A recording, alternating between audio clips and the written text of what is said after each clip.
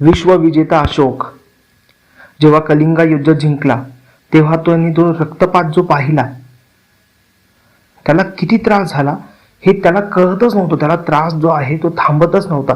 त्यामुळे तो भटकू लागला, म्हणजे वेगळ्या वेगळ्या जागी शरण घेऊ लागला. आणि तेव्हा एका दिवशी त्याला बुद्धांबद्दल कळालं, त्यांच्या धम्माबद्दल कळालं. तेव्हा तो त्याचे दुःख जेव्हा बुद्धांकडे व्यक्त करत होता तेव्हा तो म्हणला की हे गौतमा तू शांत रे कसा, हे गौतमा तू शांत रे कसा.